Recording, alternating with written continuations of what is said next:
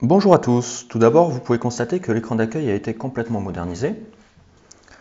Vous retrouvez directement un widget pour les tâches à faire et un pour le planning. Concernant les tâches à faire, vous pouvez cliquer sur une tâche et dans ce cas vous rentrez directement dans son descriptif. Vous pouvez également rentrer dans l'affaire associée à cette tâche.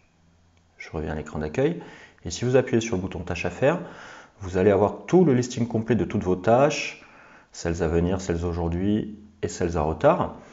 Si je marque une tâche effectuée, elle va disparaître sur le logiciel au bureau. Inversement, si j'effectue une tâche au bureau, elle va disparaître, enfin se verdir momentanément, ce qui veut dire qu'elle va être effectuée dans l'application mobile. Je vais pouvoir également créer une tâche à faire, la catégoriser, mettre un descriptif. Alors, on peut se servir du dictaphone, mais vu que je suis avec mon micro cravate, je ne suis pas connecté, je ne peux pas le faire. On va pouvoir rajouter des collaborateurs.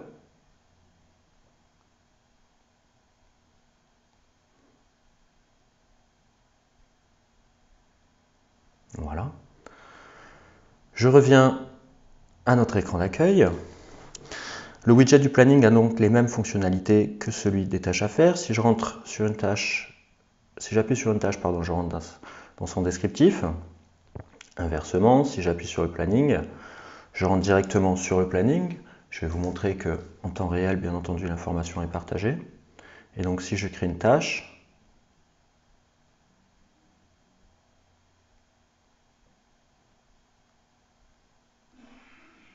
elle va automatiquement s'insérer sur le logiciel au bureau. Nous allons maintenant passer au menu déroulant où vous trouvez tous les principaux boutons de l'application avec vos contacts, vos affaires, les temps passés, le paramétrage, etc. Je rentre dans l'affaire, le bouton affaires, je vais me rendre dans l'affaire Landre.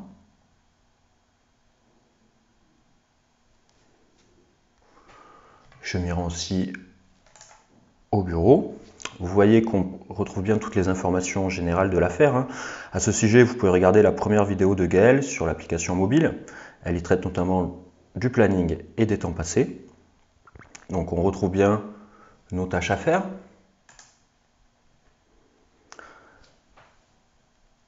On y a ajouté une nouvelle fonctionnalité qui sont les notes. Pareil, je vais pouvoir créer une note.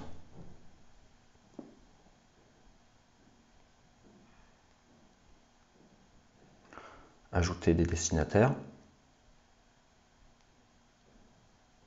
Et elle va automatiquement s'insérer au logiciel du bureau. Je reviens dans notre affaire. Et je vais pouvoir aussi, une autre nouveauté, c'est de pouvoir télécharger tous les devis, factures et avoirs présents dans l'affaire. Je me rends par exemple ici dans les devis et je vais, admettons, télécharger celui-là pour vous montrer.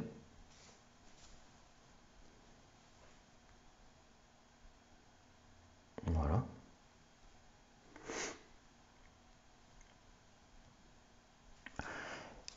Une autre nouveauté, c'est qu'on va pouvoir aussi télécharger tous les documents qui sont présents dans la GED. Donc tous vos documents, les convocations, le bornage, vos documents générés automatiquement, ceux insérés par vous ou vos collaborateurs. Et donc je vais, admettons, télécharger ce document.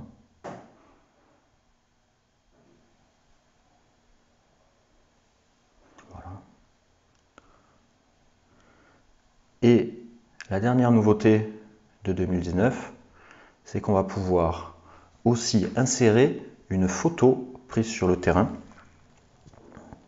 comme un split ou un repère, ce que vous voulez. Hop.